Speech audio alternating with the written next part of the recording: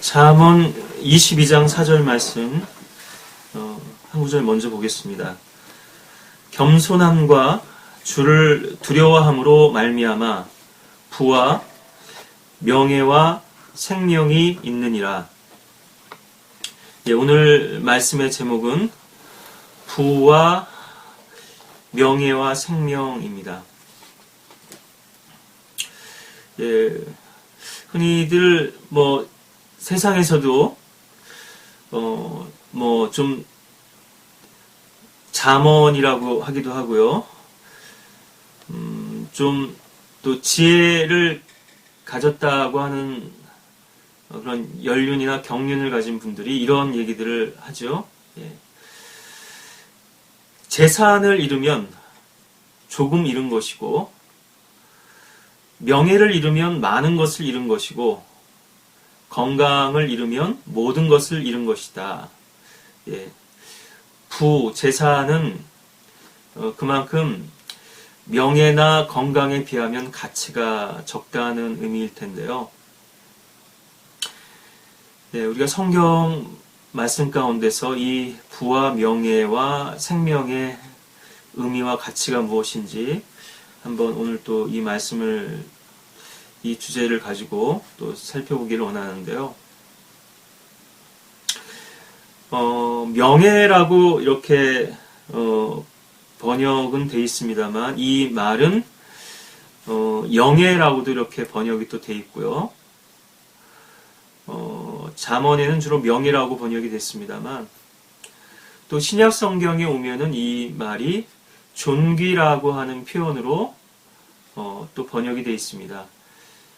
이 표현은 주로 예수 그리스도의 신성에 관한 그러한 속성에 관한 그런 부분을 언급할 때, 표현할 때 이 아너라는 말이요, 존귀와 영광, 이렇게 또 거의 짝이 돼서 같이 쓰이고 있는데요. 전도서 6장 2절에 보시면 하나님께서 어떤 사람에게 재산과 부요와 존귀를 주셔서 그가 바라는 모든 것에 그의 혼을 위해 아무것도 부족함이 없게 하셨도다. 그러나 하나님께서 그에게 그것을 향유할 능력을 주지 않으시므로 타인이 그것을 향유하니 이것도 헛되고 악한 병이니라. 전도서 6장 2절에서 이렇게 또 전도자가 설교하고 있는데요. 재산과 부요, 비슷한 말입니다만 리치와 웰스인데요. 또 우리 건강이라는 말은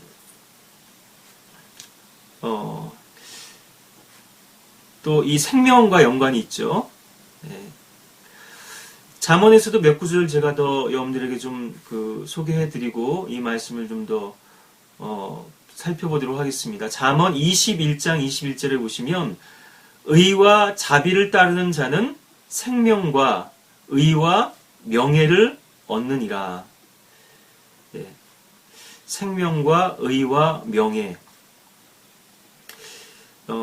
이 지금 부와 명예와 생명 중에서 다른 것으로 이것도 하나의 트리플렛이라고 할 수 있을 텐데요.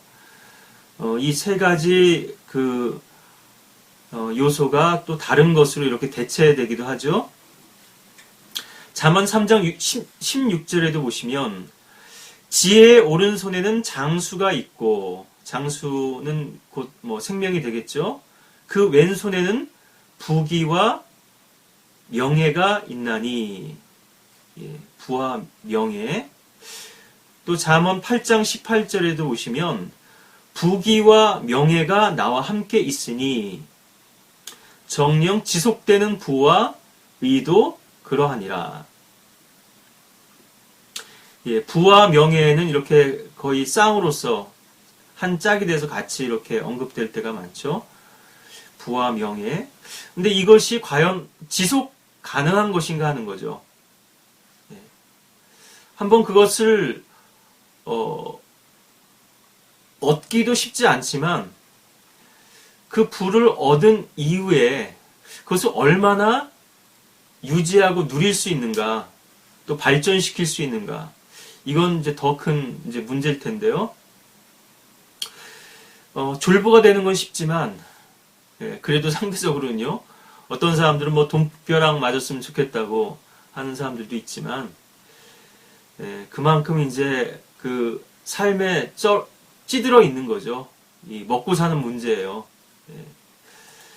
여러 가지 뭐 실패의 요인이 있겠습니다만, 그래서 돈이라도 실컷 써보고 죽었으면 좋겠다, 뭐 이렇게도 얘기를 하지만, 부를 얻었다 하더라도 그것을 향유할 수 있는 능력이요.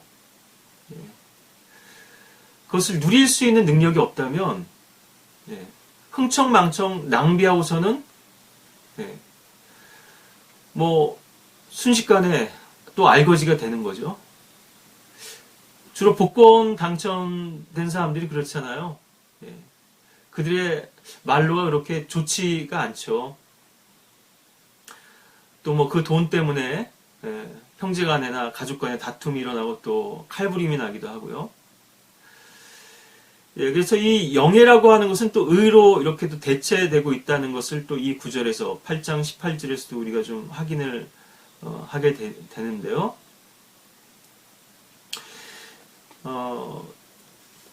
자, 뭐 여러 가지 의미를 지니는 그런 말입니다만 이 안어 그러면은 잠깐만 이 그 말의 의미를 좀 영어권에서 어떻게 사용하는지를 우리가 좀 보면은요.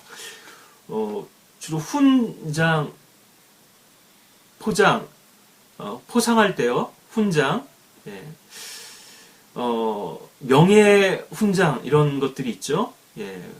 특히나 이제 군인들에게 주어지는 무공 훈장, 무슨 명예 훈장 이런 게 있고요.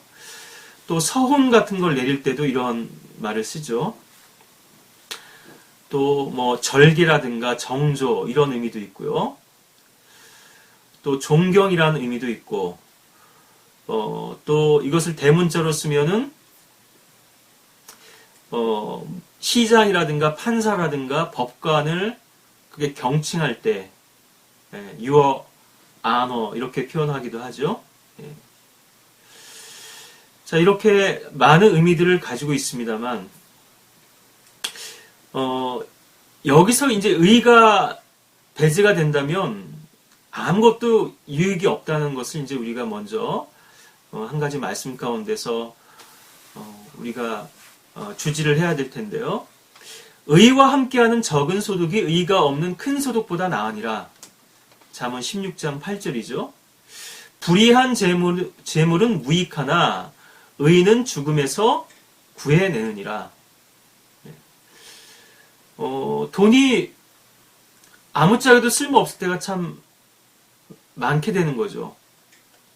생명을 살리는 데 있어서도 지금 뭐 삼성 이건희 회장 병원 생활하고 있죠. 병원 시세 지고 있죠. 생명은 연장하고 유지하고는 있지만 사실 제대로 살아 있다고 할 수가 없죠. 또 뭐 그 아들은 지금 구속돼 있죠. 돈이 아무리 많으면 뭐 하겠습니까?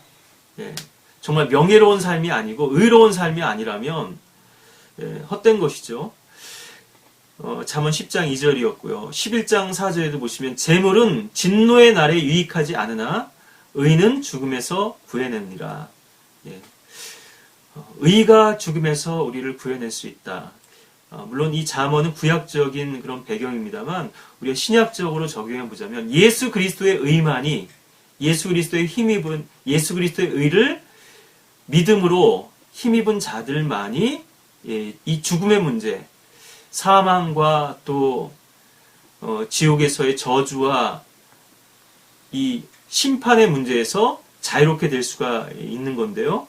주님께서 몸값을 주시고 그 귀한 피를 흘려 주셔서 우리의 혼을 구해 주셨기 때문이죠.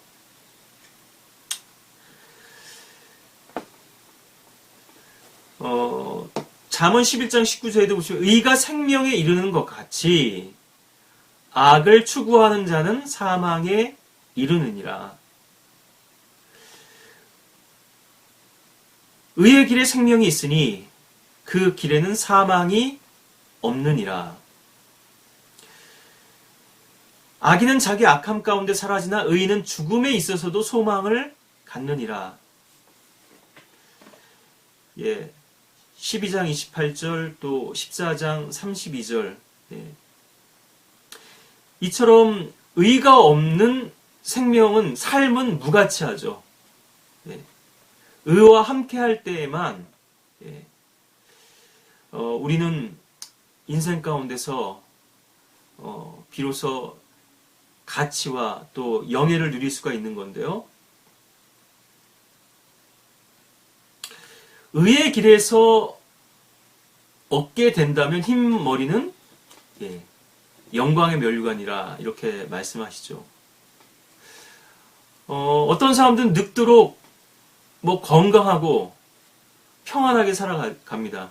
예, 남들이 볼 땐 참 부럽게 볼지도 모르겠습니다만 치욕스러운 그런 삶들이 많죠. 차라리 저렇게 사느니 일찍 죽는 것이 더 낫다고 주위 사람들이 얘기할 정도로요. 예. 그렇게 노년까지 부와 모든 권력을 소유하고 있지만 예, 사람들로부터 인정을 받지 못하고 당연히 그러니까 하나님께로부터도 인정받을 수가 없는 거죠. 나의 헛된 날들에 내가 이 모든 것을 보니 자기의 의 가운데서 멸망하는 의인이 있고 자기의 사악함 가운데서 생명을 연장하는 악인도 있느니라. 전도서 7장 15절이죠. 늘 인생에는 이러한 역설이 존재합니다. 모순이 존재하고요. 아이러니가 있죠. 반전되는 상황들이 있단 말이에요. 의인이 오히려 더 장수해야 될 텐데 오히려 그 의로 인해서 순교를 당하기도 하고 박해를 받기도 하고 멸망을 당하기도 하는 그런 상황들이 역사 속에서 펼쳐져 왔던 건데요. 자, 우리가 이제 구체적으로 성경 인물들 가운데서 이 부와 존귀 또 이 생명이 또 어떻게 적용되는지 하는 것들을 좀 살펴봤으면 좋겠는데요. 주로 통치자들에게 이러한 영광이 주어졌죠. 먼저는 이제 다윗인데요. 역대상 29장 12절에 보시면 부와 존귀가 다 주께로부터 나오고 주께서는 모든 것을 치리하시며 권세와 능력이 주의 손에 있고 모든 것을 위대하게 만들고 힘을 주시는 것이 주의 손에 있나이다. 이렇게 다윗이 고백하고 있습니다. 이 모든 것들은 다 주님께로부터 비롯되는 것인데요. 좀 전에 전도서에서도 봤습니다만 하나님께서는 의인에게만 이러한 부와 존귀를 주시는 건 아니라는 거죠. 악인에게도 부도 주시고 장수도 주시는데 결국은 죽음과 함께 멸망할 수밖에 없는 다 쇠잔해 버릴 수밖에 없는 그러한 것들이지만요. 역대상 29장 12절을 받고 28절 보시면 그가 나이 많아 연수와 부와 영화를 다 채우고 죽으니 장수했죠. 70세까지 살았는데요. 그의 아들 솔로몬이 그를 대신하여 왕이 되니라. 40년 동안 통치를 했습니다. 우리가 이스라엘의 역사에서 보면은 오래 통치한 왕들이 다 선한 왕들만은 아니에요. 이 역시도 참 아이러니하죠. 모순되죠. 그 통치 기간이 주님께서 함께 하신 통치 기간이었는가 아니면 자신의 교만과 죄악 가운데서 자신의 그 욕망을 충족시키는 그런 시간들이었는가 너무나 비교될 수밖에 없겠죠. 그래서 다윗은 많은 연수를 채웠고 부와 영화를 다 채웠습니다. 부와 존귀를 다 누렸죠. 주님께서 주신 그 복들을 다 누렸는데요. 우리가 이스라엘의 그런 그 상황들을 영적 상황들을 단적으로 알 수 있는 그런 그 체크 포인트들이 여러 가지 있습니다만 표면적으로 드러난 것은 이제 우상 숭배죠. 우상 숭배가 극심했느냐 아니면 주님을 향한 참다운 경배가 회복되었는가, 그 시대의 상을 우리가 단적으로 그렇게 평가할 수 있을 텐데요. 여러 가지로 나타나지만 우상 숭배가 극심했을 때는 전쟁이 일어나죠. 지난번에도 칼과 기근과 전염병 말씀드렸는데요. 예. 수확도 제대로 안 주시고 곳곳에서 원수들이 대적해서 일어나고, 예. 또 역병이 일어나고, 예. 이런 주님의 다루심과 징계의 손길들이 또 있게 되죠. 그럼 주님께 참되게 경배하고 주님을 향한 그런 예배가 회복되었을 때는 그 반대 상황이 되겠죠. 당연히. 예. 평화의 시대가 이제 도래하고요. 예. 전쟁이 그치고, 예. 쉼이 있고 안식을 주시고 그 땅에 또 풍성한 수확을 주시고 또 질병도 없고요. 그러니까 당연히 그렇기 때문에 전쟁이나 기근이나 질병 이런 것을 통해서 이제 사망률이 높아지게 되죠. 전사도 하게 되고요. 잠언 14장 28절을 보시면 백성이 많은 것은 왕의 영예이나 백성이 적은 것은 통치자의 멸망이니라. 우리가 뭐 매 시대마다 이렇게 이스라엘 백성들의 수가 계수된 것은 아닙니다만 몇 번 그렇게 인구조사를 한 때도 있었고요. 예. 또 이 인구수라고 하는 것은 결국 세금을 얼마나 걷어들일 수 있는가, 그 나라의, 그 국가의 국부가 얼마나 되는가, 자산이 얼마나 되는가 하는 것들을 또 이제 간접적으로 알려주는 것이기도 한데요. 예. 주로 전쟁에 출전할 때 보면 백성들의 수가 계수되고요. 또 간접적으로 더 알 수 있는 것은 이제 전사자들의 수죠. 예. 이런 규모들을 보면 이제 우리가 또 알 수 있는데, 평화의 때에도 주님께서 이렇게 복 주신 때에도 전쟁이 있었죠. 이것은 원수들을 멸하기 위해서 주님께서 일으키신 전쟁이고요. 예. 우상 숭배가 급증할 때 일어났던 전쟁은 하나님께서 이스라엘 백성을, 이스라엘을 치시기 위해서, 징계하시기 위해서 일으키신 그런 전쟁이기 때문에 그 전쟁의 좀 성격이 또 달라집니다만, 어쨌든 이 백성의 수가 많으냐 적으냐를 통해서도 이것이 태평성된지 아니면 지금이 정말 재난의 시대인지 하는 이런 것들을 또 우리가 알 수가 있는데요. 통치자가 어리석게 되면요, 사치하고 방탕한 삶을 살고 나라를 제대로 안 돌보죠. 당연히 백성들은 압제를 당할 수밖에 없고, 네, 또 가중한 세금을 거두고요. 안 그래도 살기가 어려운데, 그러니까 자꾸 이주를 하게 됩니다. 떠나게 돼요. 네, 지금 시리아 같은 데도 내전으로 인해서 많은 난민들이 생기고, 아프리카 같은 데도 마찬가지고, 계속 백성들이 떠나죠. 그래서 더 살기 좋은 나라로 가는데, 그것이 바로 이제 미국이 주로 많은 사람들이 일자리를 찾을 수 있고, 좀 더 치안이라든가 안정된 삶을 살 수 있기 때문에요. 적어도 전쟁은 없잖아요. 가끔 테러는 일어납니다만 총기 난사도 있고. 예. 그래서 살기 좀 더 평안한 곳으로 사람들이 이제 찾아서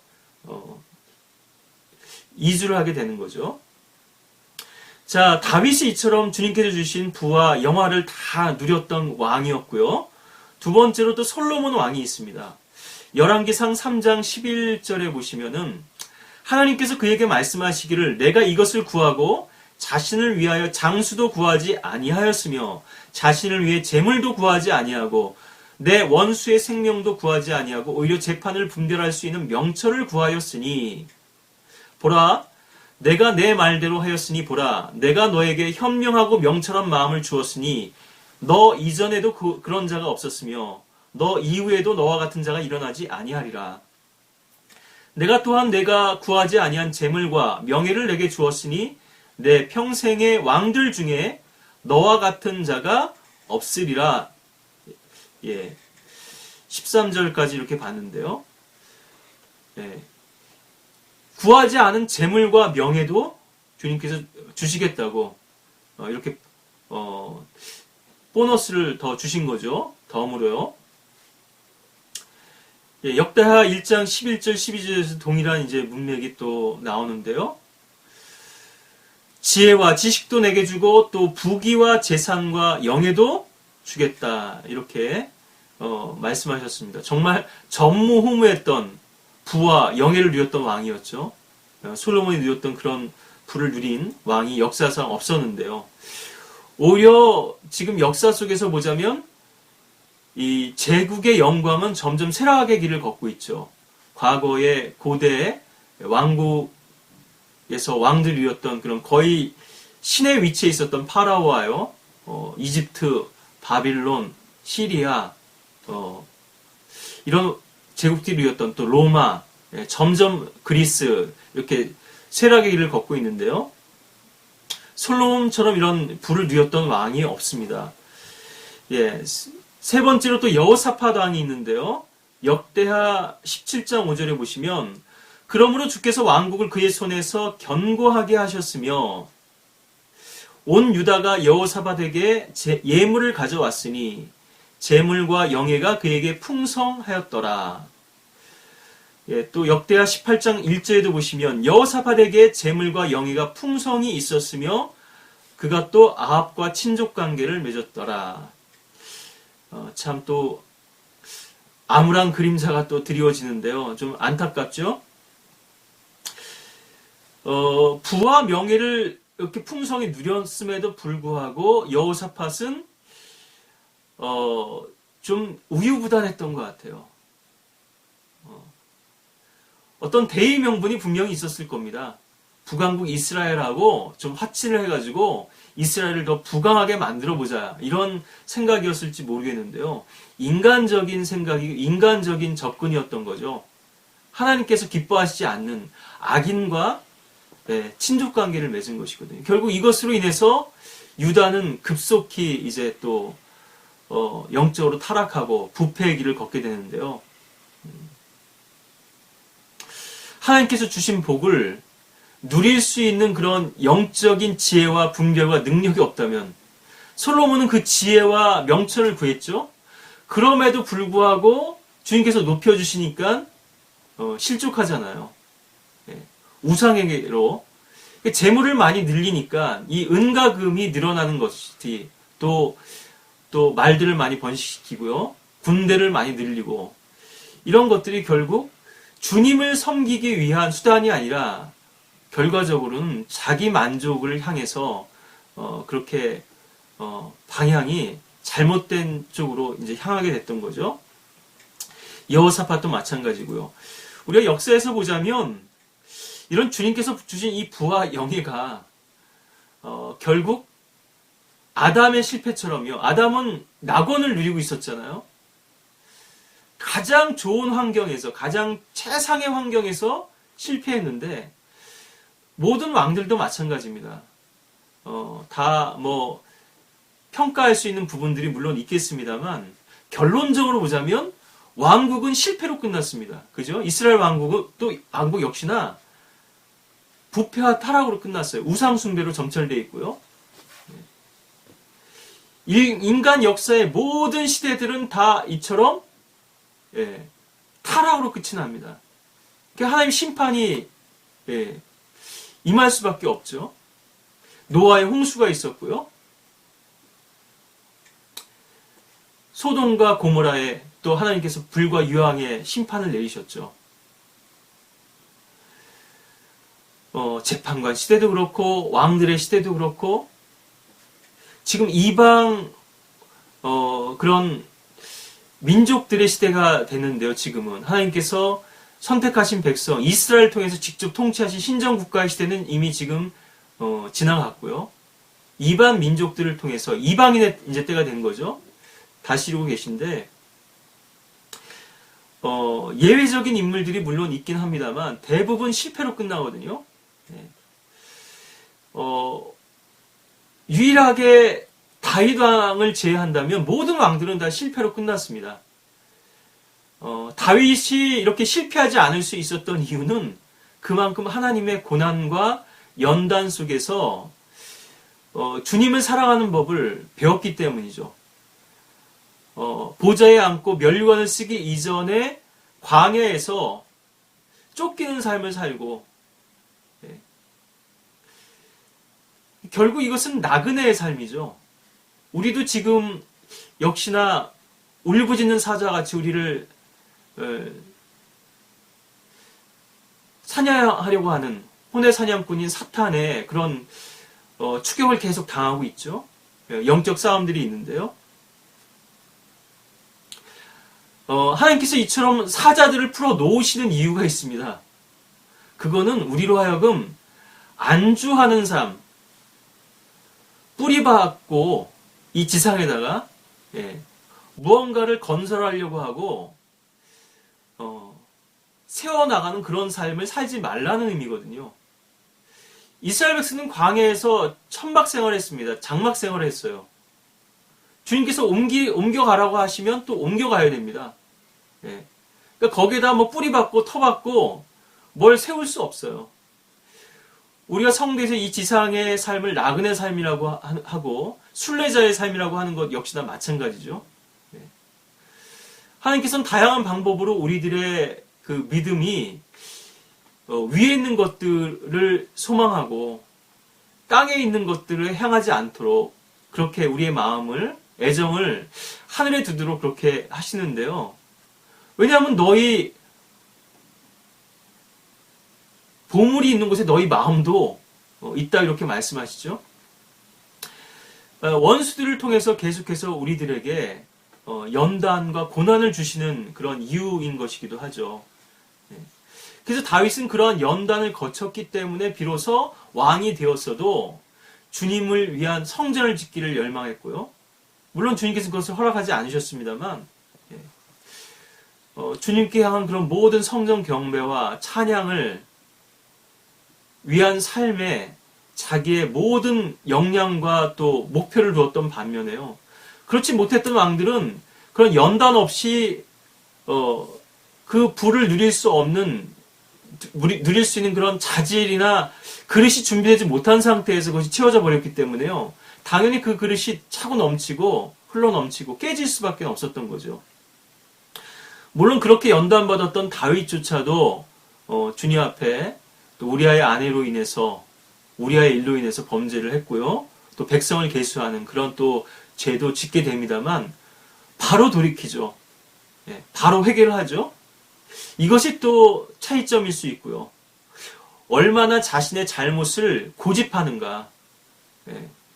우리가 하나님을 무시하게 되면요. 하나님 말씀을 외면하게 되면 얼마든지 자신에게 충실한 삶을 살 수 있습니다. 우리 인간이 얼마나 자기 자신에게 충실한지요. 소경이 되는 거죠. 자기 자신의 욕망에 대해서만 눈이 밝아지는 것이고요. 자, 그러한 이제 예들로서 우리가 이 왕들의 예들도 또 한 실패 사례로서 볼 수가 있을 텐데, 네 번째 왕은 히스키야입니다. 역대하 32장 27절에 보시면 히스키야가 심이 많은 부와 영예를 가졌으며 그가 은과 금과 보석과 향료들과 방패들과 각종 진귀한 보석들을 위하여 보물 창고들을 만들었고, 창고가 차고 넘칠 만큼, 누가 복음에도 나옵니다만, 곡식 창고가 차고 넘쳐서, 이 곡식들을 채우려면 또 곡간을 더 지어야 되겠구나, 창고를 더 지어야 되겠구나, 이렇게 계획하고 있었던 어리석은 부자가 나오죠. 여러분들 잘 아시는 것처럼 결국 이 히스키야의 보물 창고들, 이것은 물론 주의 전의 보고들이죠. 그것이 가장 이제 핵심이 되겠습니다만 바벨론으로 포로로 끌려갈 때 다 이제 약탈당하게 되죠. 바벨론 왕이 보낸 그 사신들한테 그것을 다 보여줌으로써요. 결국 이것은 자랑이잖아요. 과시고 봐라 나한테 이런 이런 소중한 것들이 있다. 이런 보물들이 있다. 네. 진정 우리가 자랑할 것들이 무엇인지. 히스키야는 주님을 자랑했다면 얼마나 좋았을까요? 내가 누린 이 모든 부는 다 주님께서 주신 것입니다. 주님께서는 나의 이 질병도 고쳐주셨습니다. 네. 죽을 병에서 낫게 해주셨습니다. 네. 당신도 이 하나님을 두려워하는 삶을 사십시오. 이렇게 주님을 증거하고 자랑했어야 됐을 텐데요.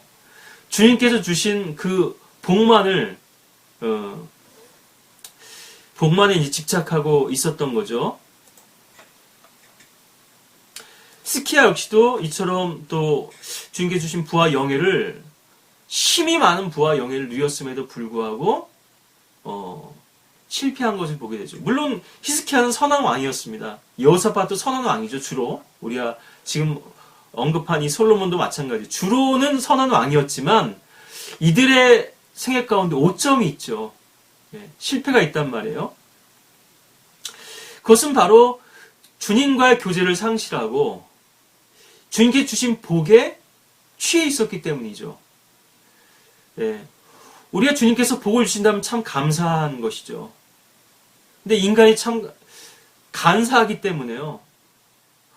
주님께서 이렇게 복된 환경을 주시면 어느샌가 마음이 높아지고요. 자기가 잘해서 그런 복을 누린다고 착각해버리고 주님께서 나를 높여주실 수도 있지만 나를 낮추실 수 있다는 것을 망각하고 자기 멋대로 행하게 되는 거죠.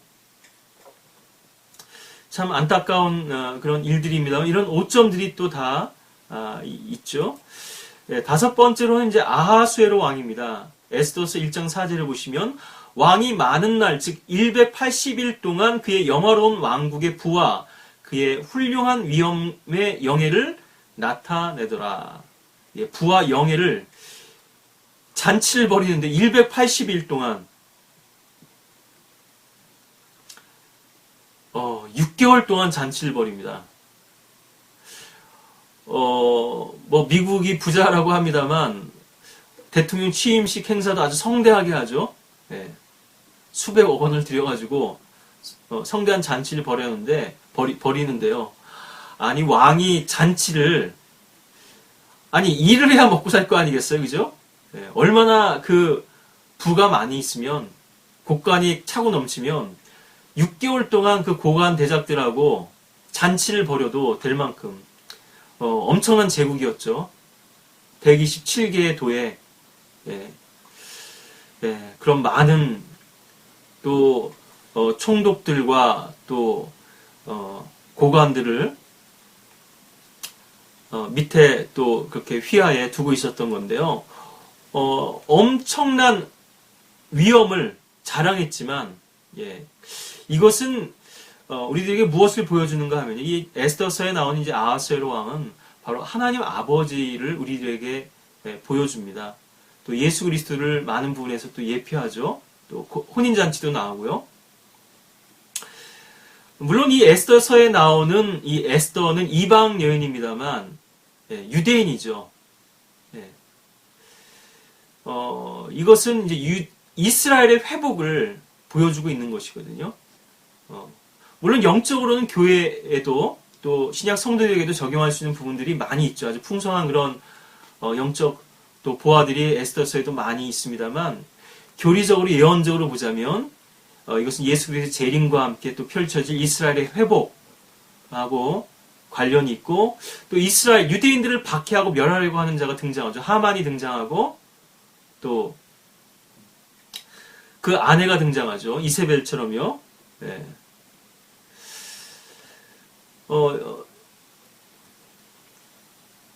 여섯 번째로 이제 우리는 이제 교회를 또 볼 수 있을 텐데 현숙한 여인이죠. 잠언 11장 16절에 보시면 잠언 31장에도 이 현숙한 여인에 대해서 잘 나와 있습니다만 현숙한 여인은 존귀를 지니며 강한 남자는 부를 지니느니라.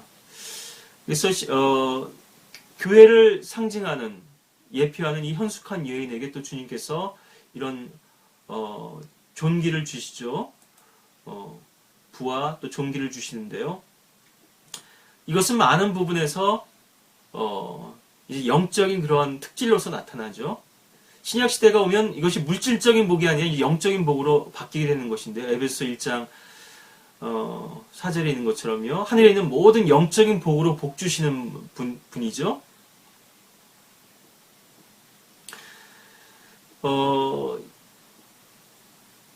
우리가 이제 이제 계속 보겠습니다만, 이러한 것들이 이제 다 예수 그리스도와 연관이 있죠. 예, 우리의 왕이신.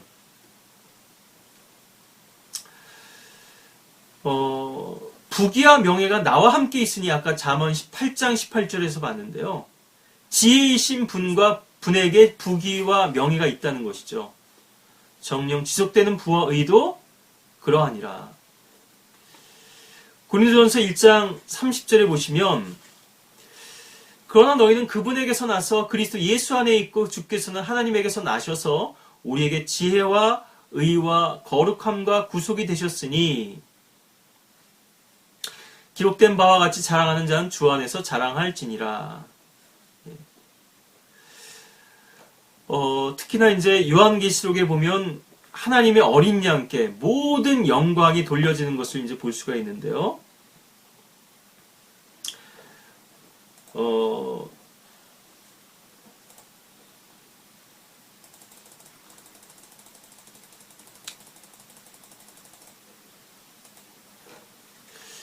예.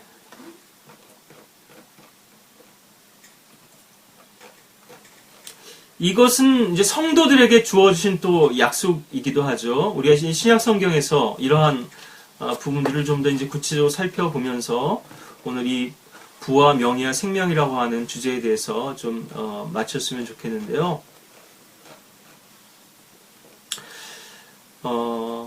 우리들 역시나 왕처럼 통치하게 될 것이죠. 제사장들과 왕들로서 이제 통치하게 될 텐데, 예수 그리스도께서 누리신 이 영예, 이 모든 것이 바로 이제 성도들에게 다 또 주님께서 주시는 그러한 복들이 되는 것이죠.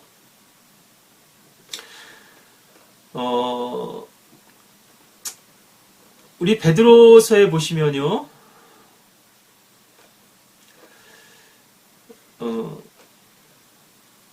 1장 7절에 보시면 너희 믿음의 시련이 불로써 단련될지라도 없어져 버리는 금보다 훨씬 더 귀하게 되어 예수 그리스도께서 나타나실 때 칭찬과 존귀와 영광을 받게 하려 함이니라.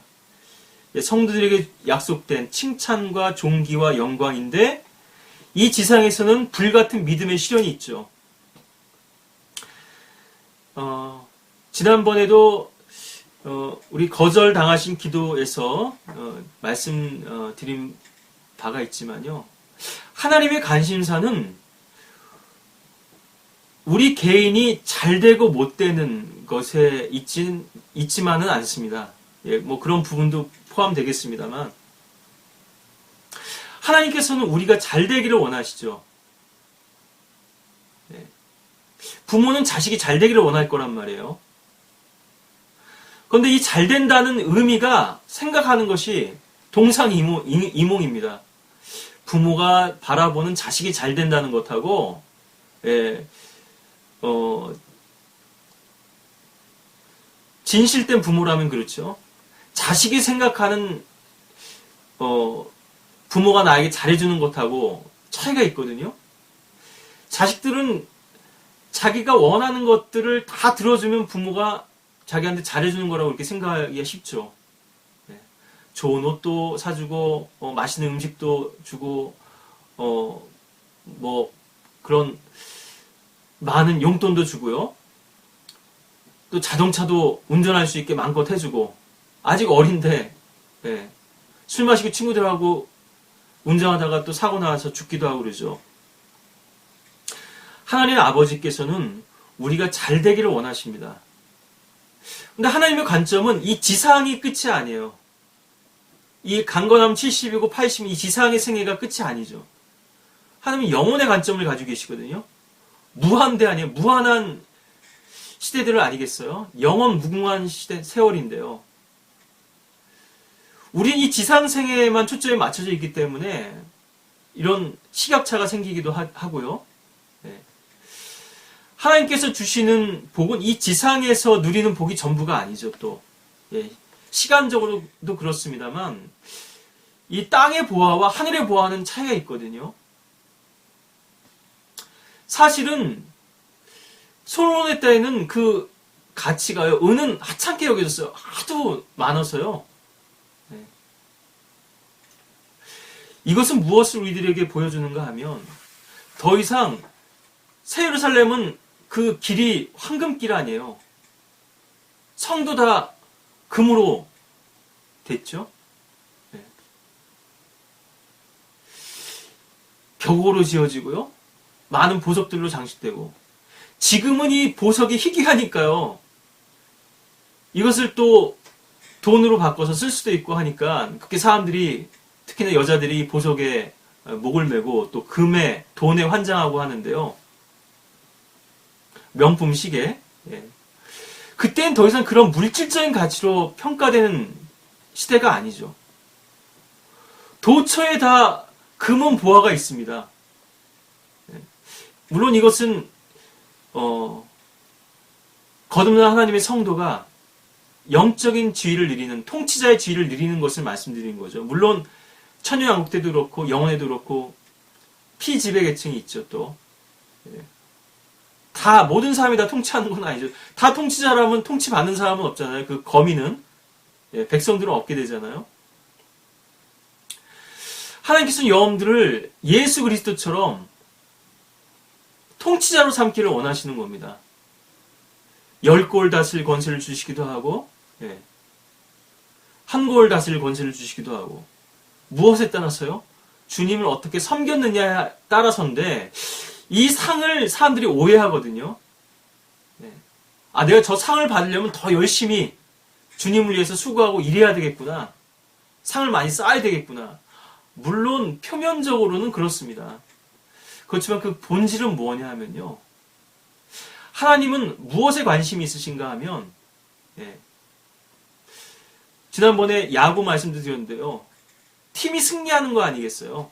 감독의 관심사는. 선수 개개인이 잘하고 못하는 것에 관심이 있는 게 아니죠. 하나님의 관심사는 여러분들 안에서 그리스도께서 어떻게 형성되시는가에 관심이 있으신 겁니다.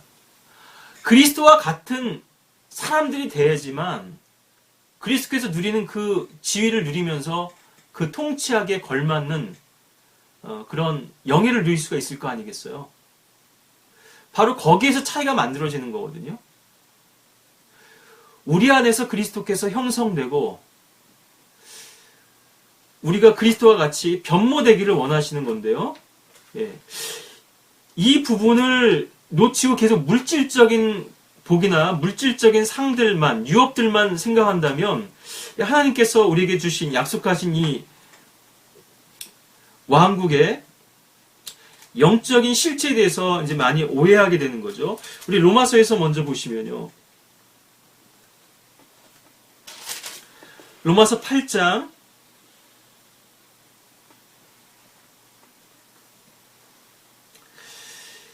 28절부터 보실까요? 우리가 알거니 하나님을 사랑하는 자들 곧 그분의 목적에 따라 부르심을 받은 자들에게는 모든 일이 합력하여 선을 이루느니라. 여러분들이 늘 성경을 보실 때는요. 문맥에서 이 구절이 어떤 의미가 있는지를 잘 살펴보셔야 되거든요. 우리가 이 28절만 가져와서 성경을 암송하기도 하고 약속의 구절로 이렇게 인용하기도 하고 하지만 이 말씀이 지금 이 문맥에서 어떠한 의미가 있는지 이것을 배제한 채로 이 말씀만을 붙들면요. 내가 지금 이렇게 고난을 당하지만 이것도 다 하나님께서 나에게 다 더 좋은 걸 주시려고 그래. 더 복 많이 받게 해주시려고 그러는 거야. 이렇게만 이제 생각하기 쉽죠. 29절 그분께서는 미리 아신 자들을 자기 아들의 형상과 일치하게 하시려고 또한 예정하셨으니 이는 그를 많은 형제 가운데서 첫 태생이 되게 하려 하심이니라. 아들의 형상과 일치하게 하시기를 원하세요.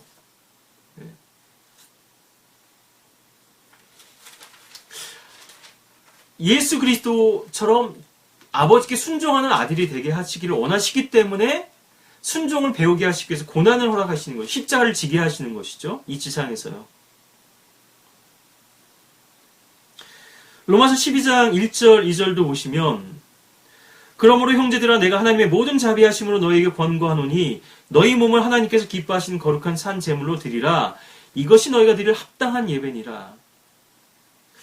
우리를 산 제물로 삼기를 원하신다는 것이죠.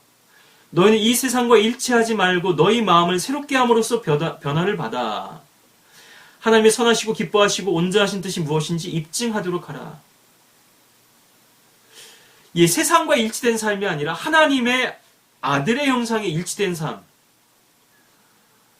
그렇게 일치된 형상을 만드시려다 보니까 우리의 뜻을 거절하실 수밖에 없죠.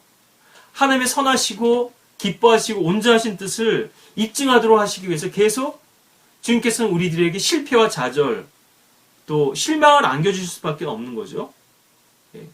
우리가 아는 복은 세속적인 복이 전부기 때문에 영적인 복들을 더 풍성함을 우리들에게 알게 하시기 위해서요.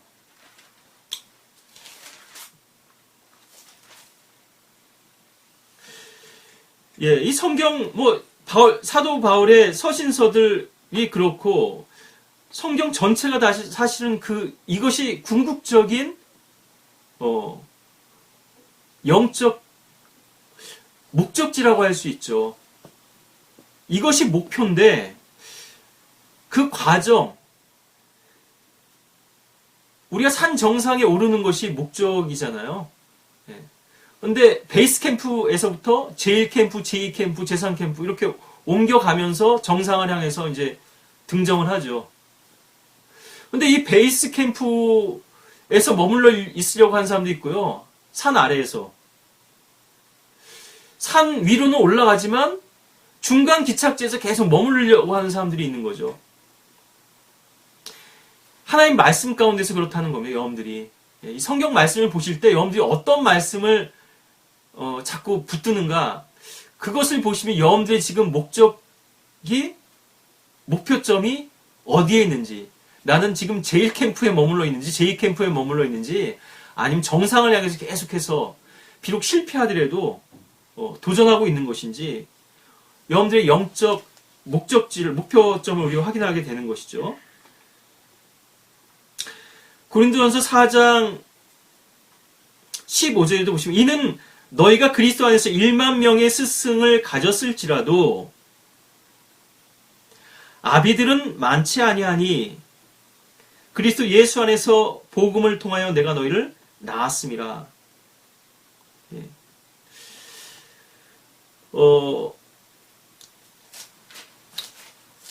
이 구절은 또 이제 우리가 갈라디아서 말씀하고 연관해서 봐야 되겠습니다만, 산고를 치르고 있는 것이죠. 사역자들의 모든 이 수고는 바로 이것을 위한 것인데, 사실은 사역자들 자신도 이것을 간과하거나 망각하기 때문에 또 문제가 되는 것이죠.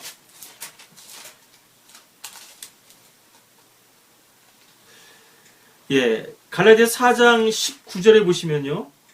나의 어린 자녀들아 너희 안에 그리스도가 형성될 때까지 내가 다시 산고를 치르노라. 왜 너희들이 이렇게 육신적이냐? 이 육신적이라고 하는 것은 뭐 많은 의미가 있겠습니다만은 우리가 하나님의 경건의 능력과 영성을 상실하고 포기하는 것이 바로 육신적인 것이죠. 겉으로는 검소한 삶을 살 수 있습니다. 겉으로는 세상을 사랑하지 않는 것 같아요. 근데 마음속에서는 여전히 자신과 연락하고 있는 것이죠. 자기 만족을 구하고 자기 욕망을 추구하고 자기를 높이고. 에베소서에도 보시면요.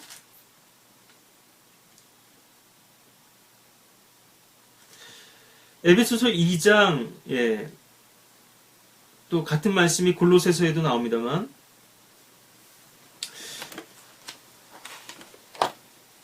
우리 구원의 복음과도 연관이 있으니까 8절부터 보죠. 2장 8절부터. 너희가 믿음으로 말미암아 은혜로 구원을 받았으니 이것은 너희에게서 난 것이 아니요 하나님의 선물이라. 행위에서 난 것이 아니니 아무도 자랑하지 못하게 하려 하심이라. 예, 뭐 복음 전할 땐 여기서 대부분 이제 그칩니다만 10절 연결해서 보시면 우리는 그분의 작품이니 그리스도 예수 안에서 선한 일들을 위해 창조되었느니라. 이 일들은 하나님께서 미리 정하시 우리로 그것들 가운데서 행하게 하려 하신 것이라. 예, 우리를 구원해 주신 목적이 있다는 것이죠. 주님의 작품으로서 빚어가시는 거 아니겠어요? 토기장이가 이 진흙을 가지고. 근데 계속 거부하기 때문에 깨트려질 수밖에 없고요. 예. 토기장이의 물레 위에서 그 진흙덩이가 계속 뭉개질 수밖에 없죠. 이 선한 일들에 대해서 사람들은 또 오해를 합니다. 구제하고 헌금 많이 바치고 열심히 봉사하고 복음 전하고, 예, 물론 그런 일도 물론 선한 일들이겠죠. 그렇지만 하나님께서 원하시는 궁극적인 선은 무엇인가? 예, 우리가 주님과 같이 변화되는 것이죠. 겉으로 그런 행위들은 마음의 변화 없이도 얼마든지 할 수 있습니다. 찬양도 할 수 있고요, 입술로. 예, 헌금도 바칠 수 있고, 경배의 자리에 예배에 출석하는 것도 할 수 있습니다. 예, 열심히 청소도 하고 봉사도 하고 많은 일들을 할 수도 있어요. 기쁨이 넘쳐서 하죠. 그 기쁨의 근원이 무엇이냐? 자기 만족이죠. 자기가 인정받고 높아지고 자기를 자랑하기 위한 그런 것들이 또 숨어져 있기도 하죠. 많은 그런 기쁨과 열심 가운데는요. 하나님은 궁극적으로 우리 안에 있는 이런 모든 육신의 찢기들을 다 끓여가지고요. 이걸 걷어내기를 원하시는 거죠. 온전히 그리스도의 형상으로 변모되어서. 그렇게 됐을 때는 이전의 종교적인 열심이나 인간적인 열심으로 육신적인 열성으로 행했던 것과 비슷한 행동들이 나올 수 있지만 전혀 그 질이 다르죠. 그리고 그런 행동들을 하고 안 하고의 문제가 아니거든요. 이미 마음속에서는 주님께서 원하신 선이 이루어진 거죠. 완성된 것이죠. 충족된 것이고요. 예, 우리 골로새서 말씀도 같은 구절 보실까요? 골로새서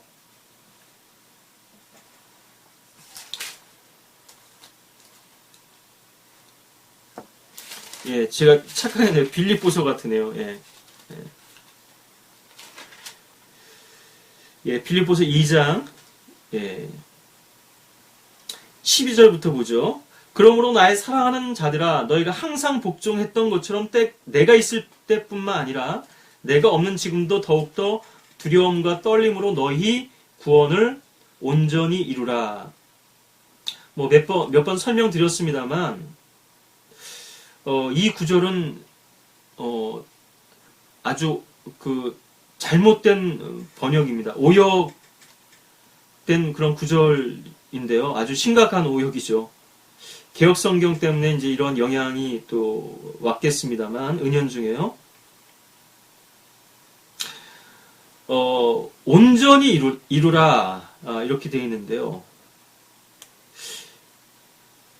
뭐 여러분들이 비교해서 보실 수 있으니까 영어 성경을 보시면 온전이라는 말 자체가 없어요. 이거 첨가된 거죠. 참 뭐 부끄러운 노릇이기도 하고 그렇게 하나님 말씀을 높인다고 하는 분들인데 보시고 하나님 말씀에서부터 지금 마음이 떠난 것이 분명하죠. 초창기 같으면 열악한 상황이니까 이런 부분들이 걸러지지 않았다 하더라도 지금은 자신들의 사역에 관심 있는 것이지 하나님 말씀 높이는데 관심 없죠. 성경 자체에. 이 성경을 수단으로 발판으로 인간들의 어떤 사역을 이루기를 원하는 거죠. 자, 온전이란 말 자체가 없고요. 이루라는 말도 사실은 오역입니다. work out은요. 바로 그 다음 구절에서 work in이 나오죠. work is in이 나오죠.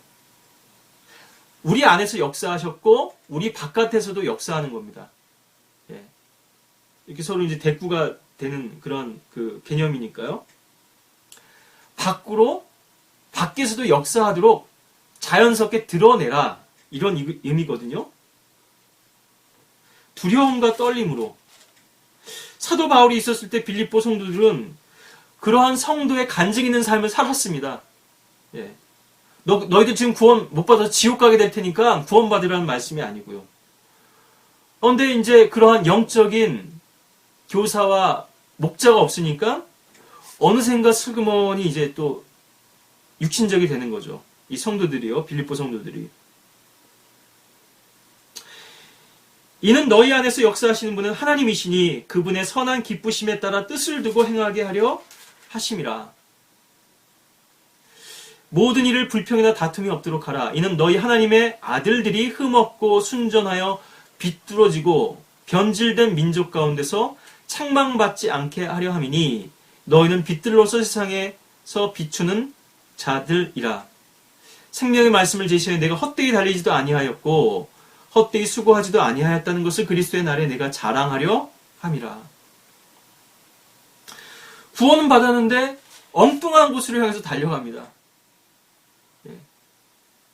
믿음의 경주를 하는 것이 아니라 세상을 향한 경주를 하고 있어요. 누가 세상에서 더 성공하고 잘 되고, 누가 더 높고, 누가 더 높은 자리에 앉아야 되고, 이런 것에만 관심이 있는 거죠. 세상의 빛들로서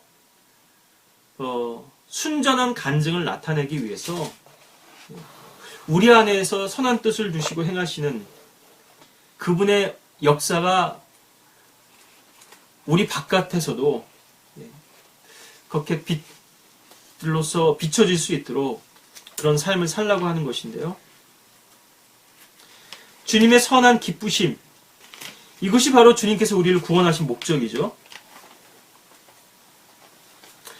바로 이것이 하나님의 영광이고요. 하나님께서 원하시는 그러한 성도들을 향한 열망인데 이것을 모르기 때문에, 이것을 놓치기 때문에 계속 우리가 세속적이고 속된 것들을 추구하게 되는 거죠. 이 바울이 한번 우리가 기도를 보시면요. 에베소서 보실까요? 네. 에베소서 3장에 16절부터 21절까지 14절부터 보면 이제 내가 무릎을 꿇고 비노니 이렇게 이제 기도가 시작되고 있죠. 14절부터가 이제 기도인데요.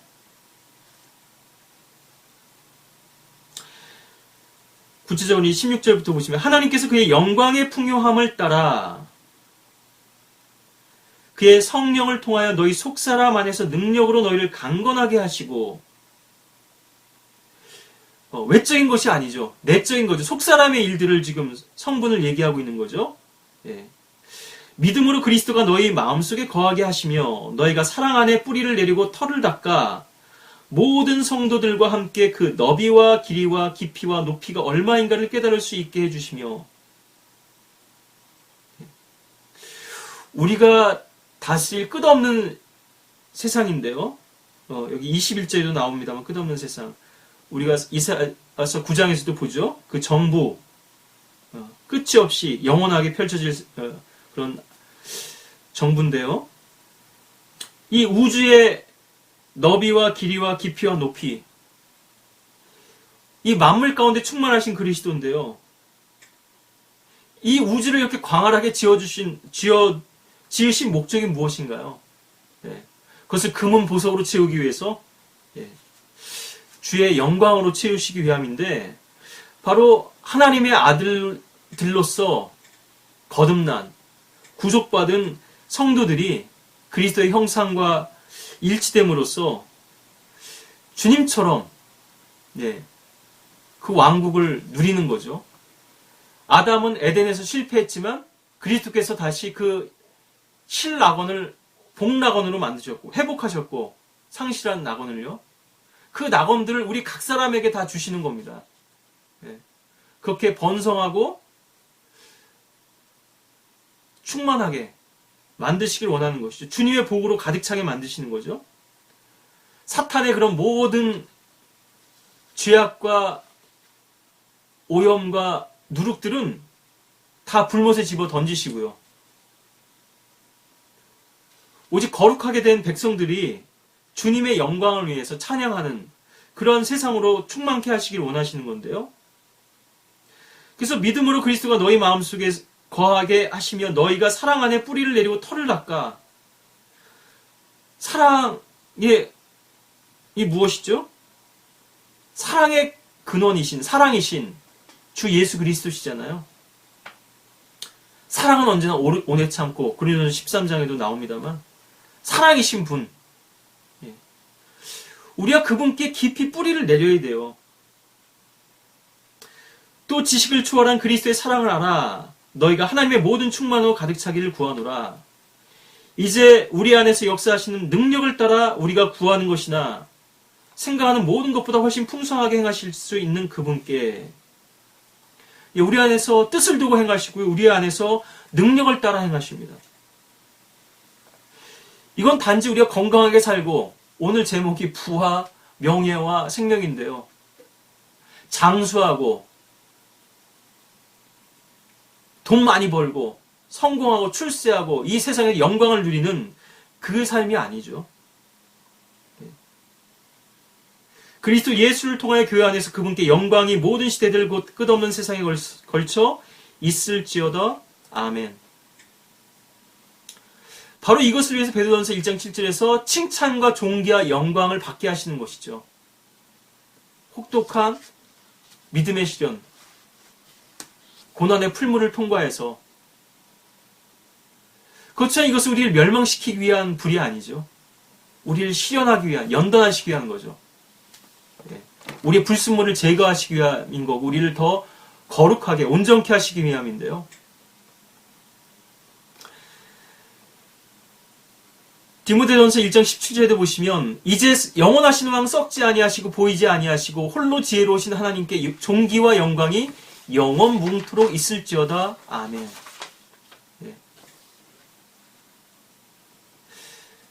예수님께서 침례받으실 때도 하늘에서 이런 음성이 들렸죠. 이는 내 사랑하는 아들이요 그 안에서 내가 기뻐하노라 하실 때에 그가 하나님 아버지로부터 존귀와 영광을 받으셨느니라. 베드로서 1장 17절인데요. 우리가 요한계시록에서 이런 구절들을 좀 더 보시면 4장 9절에 그 짐승들이 보좌에 앉으시어 영원 무궁토록 살아계시는 분께 영광과 존귀와 감사를 드릴 때, 그룹들이 이렇게 주님께 영광을 드리죠. 24장로도 그렇고요. 바로 성도들을 예표하는데요. 구약성도와 신약성도를 대표하는데요. 24장로가 보좌에 앉으신 분 앞에 엎드려 영원 무궁토록 살아계시는 분에게 경배하며 그들의 면류관을 그 보좌 앞에 던지며 말씀드리기를, 오 주여, 주께서는 영광과 존귀와 권세를 받으시기 합당하시니 이는 주께서 만물을 창조하셨고 만물이 주의 뜻대로 있으며 또 창조되었기 때문이니이다 라고 하더라. 4장 11절까지 봤는데요. 이 만물 가운데는 바로 저와 여러분들로 포함되어 있죠. 우리를 새롭게 창조하셨고요, 주의 뜻대로 행하도록 선한 뜻을 두시고 우리 안에서 역사하고 계신 것이죠. 새로운 피조물이 되었는데 여전히 옛 피조물로서 살아간다면 주님의 뜻에서 멀어질 수밖에 없을 텐데요. 계시록 5장 12절도 보시면 죽임을 당하신 어린 양이 권세와 부귀와 지혜와 힘과 존귀와 영광과 찬송을 받으시기에 합당하시도다. 보좌에 앉으신 분과 어린 양에게 찬송과 존귀와 영광과 권세가 영원 무궁토록 있을지어다. 5장 13절이고요. 7장 12절에도 보면 아멘, 찬송과 영광과 지혜와 감사와 존귀와 권세와 능력이 우리 하나님께 영원 무궁토록 있나이다. 아멘. 또 어린 양의 혼인상에서 이런 빵빠레가 울려 퍼지죠. 구원과 영광과 존귀와 권세가 주 우리 하나님께 있도다. 할렐루야. 기뻐하고 즐거워하며 그분께 영광을 돌리세. 이는 어린 양의 혼인식이 다가왔고 그의 아내도 사실 예비하였음이라. 예, 계시록 19장 1절 또 7절 말씀이었는데요. 저와 여러분들은 그런 신부로서 단장되어야 되죠. 예비되어야 되겠죠. 이 존귀와 영광을 받기 합당한 자들로서요. 칭찬을 받기 합당한 자들로서. 새 예루살렘에 이런 존귀와 영광이 차고 넘칩니다. 땅의 왕들이 그들의 영광과 존귀를 그곳으로 가져오리라. 그리하여 구원받은 자들의 민족들이 그 도성의 빛 가운데서 걷겠으며 그 모든 존귀의 영광을 주님께로 가져오죠. 자, 이처럼 주님께서 우리에게 이러한 영광과 존귀를 주실 수 있었던 이유는 그분께서 종의 형체를 입으시고요. 자신을 낮추시고 십자가의 죽음에까지 순종하셨기 때문이죠. 빌립보서 2장 5절부터 11절까지 쭉 이런 말씀이 나와 있는데요. 그래서 궁극적으로는 가장 높은 이름, 존귀한 이름을 주시고 모든 무릎을 그분 앞에 꿇게 만드신 거죠. 또 만물을 복종케 하실 것입니다. 고린도전서 15장 24절 이하에 보시면 사망도 굴복시키시고요. 모든 원수를 멸하셔서 통치하시는데 모든 정서와 모든 권세와 능력을 패하시고 그 왕국을 하나님 곧 아버지께 바치실 때죠.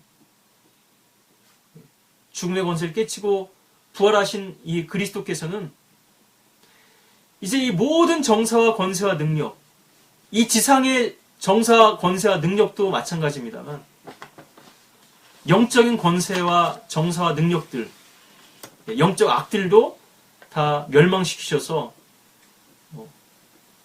복종케 하시겠죠. 그런데 아직은 만물이 복종하고 있지 않습니다. 근데 예수님의 재림이 이미 이루어졌다고 주장하는 사람들도 있죠. 아직 만물은 그분께 복종하고 있지 않습니다.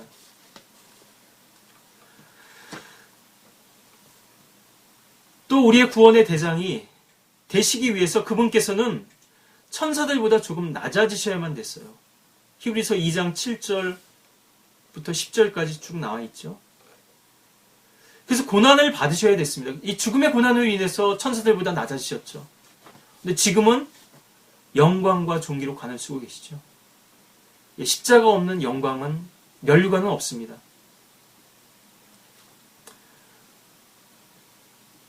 우리에게 이 영광과 존귀를 주시기 위해서 친히 십자가를 지셨던 그 주님께서는 이제 영원한 보좌에 앉으셔서 어린 양의 보좌에 앉으셔서 권세와 부와 지혜와 힘과 존귀와 영광과 찬송을 받으시기에 합당하신 분이 되실 것입니다. 바로 지금 우리는 그 복된 소망을 기다리고 있는 것이죠. 주님께서 다시 오셔서 세상을 심판하시고 이 땅을 회복하시고 만물을 새롭게 하시는 그때를 지금 우리는 고대하고 있는 것인데요. 이제 그때가 얼마 남지 않았습니다. 마귀는 점점 자기 때가 얼마 남지 않은 것을 알고 발악하고 있지만 그래서 성도들을 더 박해하죠. 물론 계시록에서는 이스라엘을 박해하는 것입니다만 지금 이 교회 시대에서 우리가 영적으로 적용하자면 성도들을, 교회를 박해합니다. 교회 안에 계속 누룩을 퍼뜨리고 있고요. 배교와 부패와 타락과 불신앙이 더 판을 치고 있고요. 사이비와 적그리스도와 이단들이 횡행하고 있고요. 그만큼 끝이 다가왔다는 것이죠. 하나님께서 이 교회마저도 심판하셔야 된다면 이 세상을 심판하실 때가 가까운 것이 분명하지 않겠습니까? 저와 여러분들은 순수한 신부들로서 선한 믿음을 고백하고 또 우리 안에서 그리스도께서 온전히 형성되실 때까지 그리스도의 형상에 일치될 때는 그러한 믿음의 과정 속에서 더 성장하고 그리스도의 장성에 분량한 충만한 분량에까지 이르도록 그리스도의 경건의 능력 가운데서 더 풍성해지는 그러한 주님의 귀한 자녀들이 되고, 또 주님께서 기뻐하시는 그러한 왕 같은 제사장들로서 또 주님 앞에 변모되기를 바라겠습니다.